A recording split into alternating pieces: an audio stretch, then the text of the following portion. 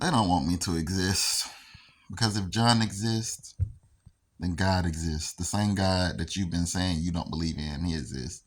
And you can't pray to him, but John will pray to him because John has always been a believer. You can't pray to him, though, because you didn't believe. John prays to be the king. Now John is the king. And you have to be a servant. We're all servants, but, you have to serve and you don't get credit for the service work that you do, the times you made people happy. You don't really get credit for that. John gets all the credit. The king gets all the credit. And not only that, you can't dethrone him. You can't dethrone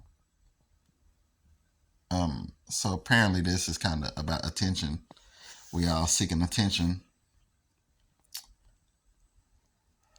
But the way I see it is, in 100,000 million years from now, ain't nobody gonna be worried about none of this shit. So, I mean, love, attention, we love attention, all that kind of shit. Anyway, back to what I was saying. Why they don't want John to exist? Because John gets to call the big shots.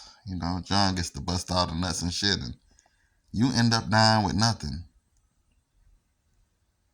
And let me say this. In reality, we all die with nothing. Hell, I'm gonna die with nothing. It's not about the material things having stored up. If you have a soul, nigga, you have something. See what I'm saying? Like, dying with nothing. Nobody wants to die with nothing. But let me tell you, death is not the end. There's better things stored up for you in heaven. I know that sounds cliche, but it's the truth. It's the truth. I fight against it sometime, but to be honest, I'd rather be one with God than be a gang of being a gang of millions with the devil, yo. I'd rather be one with God to be in a gang of millions with the devil, and that's just what that is.